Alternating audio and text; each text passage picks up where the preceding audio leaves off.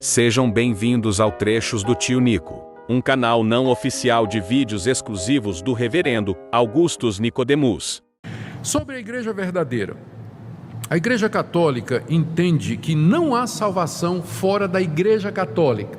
Quando fala da Igreja Católica, é da estrutura da Igreja. A Igreja como organização. Você tem que ser um católico praticante. Fora da Igreja não há salvação.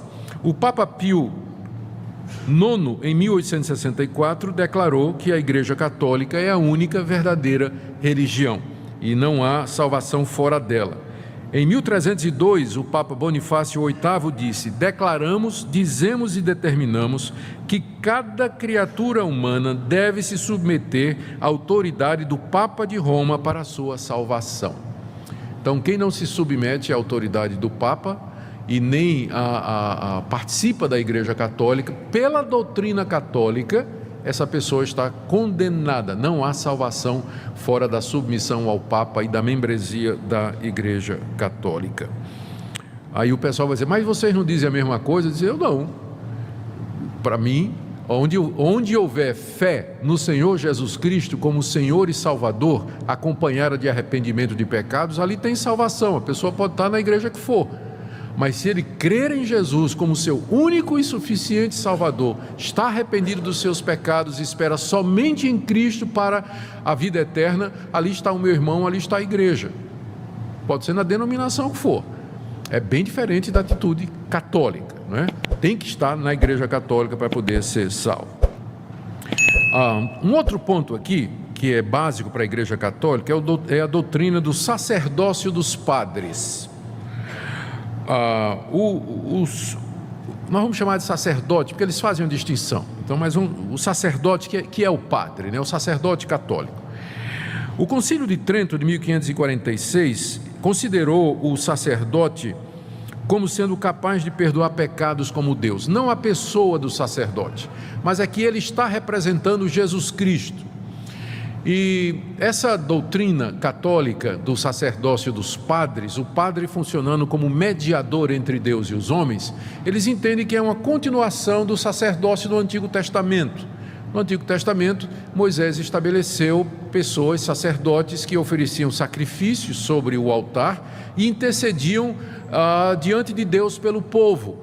E se voltava para o povo e pronunciava a absolvição, o perdão de pecados. Eles entendem que o sacerdote católico exerce a mesma função, só que agora, em vez de sacrifícios, o sacerdote media a missa, é o santo sacrifício da missa.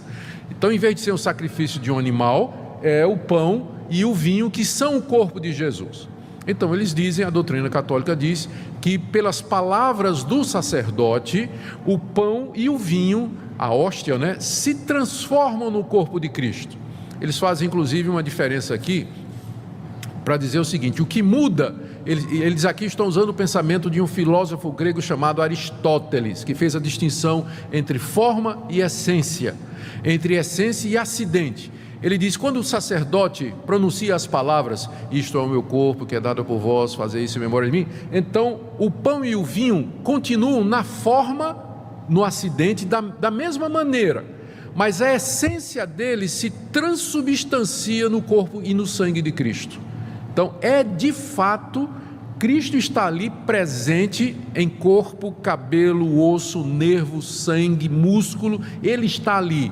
A forma ainda é do pão e do vinho, mas a essência é literalmente a pessoa de Cristo. Então, o sacerdote é a pessoa que tem o poder de fazer esse milagre da transubstanciação. É o nome que a Igreja Católica dá ao que acontece durante a missa, a hóstia. Tanto é que depois que termina a missa, a hóstia e o vinho, eles são levados e preservados num determinado lugar. Não pode, é considerado como santo, né? Não pode, ou então é levado para um doente, ou enfim, continua com essas propriedades espirituais, não é? Enquanto que nas igrejas protestantes, evangélicas, o que nós entendemos é que é um símbolo. Cristo está presente espiritualmente, ele está de fato presente, mas apenas espiritualmente e não fisicamente. Por isso que quando termina a ceia, a gente não tem nenhum cuidado especial com o pão e com o vinho, embora eu vi falar de um pastor que costumava colocar tudo num lenço, levava para casa e enterrava no quintal da casa dele, né? Para preservar o pão da ceia, né? Nós não temos essa prática, porque nós entendemos que a presença de Cristo é apenas espiritual e simbólica, ele não está presente. Mas por causa da doutrina da missa da Igreja Católica, o sacerdote, ele tem essa super importância, porque ele é o homem, é a pessoa através de quem o pão e o vinho se transformam no corpo de Cristo, e então o fiel precisa do sacerdote. É por isso que fora da igreja não pode haver salvação, porque é na Igreja Católica que está aquele que transforma o pão e o vinho no corpo e na presença real, física de Cristo ali durante aquele sacramento. Também o sacerdote, não é? Aqui eu tirei uma citação de um livro católico que diz assim: sem os sacerdotes, a morte de Cristo não teria valia para nós. Pelas suas palavras transformam um pedaço de pão em Deus. Então, essa a ideia, não é? E exatamente também por conta disso, é que o sacerdote, ele é capaz de perdoar pecados na confissão auricular. Ele pode declarar que os pecados daquele penitente que está confessando os seus erros no confessionário estão perdoados. O sacerdote é aquele que faz a extrema unção, que prepara o católico para a morte. A extrema unção, a última unção, é aquele momento em que ele então redime e perdoa os pecados daquela pessoa que está às portas da morte. Por isso, na Igreja Católica, o sacerdote, o padre, o ministro, ele tem essa posição elevada, enquanto que nas igrejas protestantes o pastor é um membro normal da igreja, né? O pastor não tem esses poderes, a não ser em algumas igrejas que apareceram por aí, que tem apóstolo que faz coisa do arco da velha. Mas nas igrejas protestantes reformadas, tradicionais, o pastor, ele é o ministro da palavra, ele ensina a palavra de Deus, é um irmão como outro qualquer, mas que recebeu os dons de pastorear, ensinar e pregar, e foi separado para esse ministério. Mas ele não perdoa pecados, não transforma, não tem nenhuma transformação que ocorre aqui.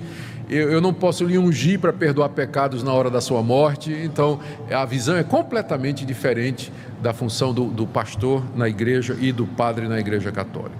Assista a pregação completa pelo link na descrição. Baixe nossos conteúdos gratuitamente. Acesse o canal pelo link na descrição.